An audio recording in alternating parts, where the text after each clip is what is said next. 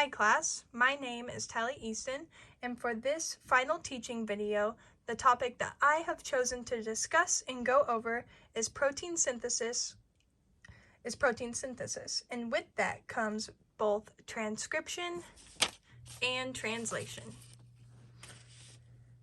So here we have the whole process of the different steps of protein synthesis that I have drawn out. This is DNA RNA polymerase, pre-messenger mRNA, and messenger RNA. And then we have, this is what translation is, our ribosome, and our polypeptide chain. Okay, so let's go over the first question that we have, which is, what is protein synthesis? We have to know what protein synthesis is to learn about transcription and translation. So, protein synthesis is the process of both transcription and translation. These processes work together, and it is how proteins are made. So, protein synthesis is just transcription and translation successfully working together. That creates protein synthesis. And that is how proteins are made also. So, the first step in protein synthesis is transcription. Transcription, according to the Thomson Rivers University and Human Biology Online, transcription is the transfer of genetic instructions in DNA to mRNA. So you can see here in our diagram, we start with DNA up top, and it mixes with our promoter with the pre-messenger RNA, mRNA, and after that, our next step, we just have messenger RNA. We don't have the DNA anymore, which is good because that's our next step. Transcription occurs in the cytoplasm in prokaryotes, but it is different in the nucleus. It occurs in the nucleus for eukaryotes.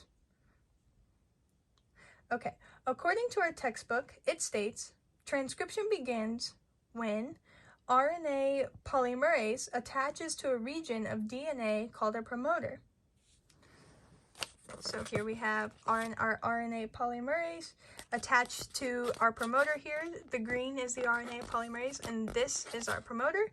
So there you can see it's attached. Moving on, after transcription, we are left with mRNA. Moving on is our next question is, what is translation?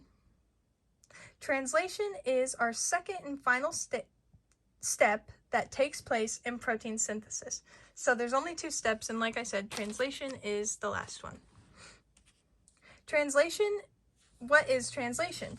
Translation is the process where a cell produces proteins using the genetic information carried in mRNA. So here we have our messenger RNA and the ribosome right there. In our textbook, it states the process is called translation because it requires the conversion of information from a nucleic acid language, which would be DNA to RNA, into an amino acid language, which could be a protein. A protein is needed for protein. A protein is what is the product of protein synthesis. That is what we are creating. That is the purpose of protein synthesis. So let's go over what we've learned again in the steps in which they go. So starting with our strand of DNA, it attaches to the promoter, the RNA polymerase, and we are left with a single strand of pre-mRNA. That is the steps in transcription. Then we have just our strip of messenger RNA, and then we move on to the next and final step, which would be translation. Translation, like I said, is the process where a cell produces proteins using the genetic information carried in the mRNA. So our mRNA consists of genetic information, and then we have it attached to our ribosome here in our polypeptide chain. This whole process then creates proteins, which are necessary for everyday, day-to-day life and giving us energy.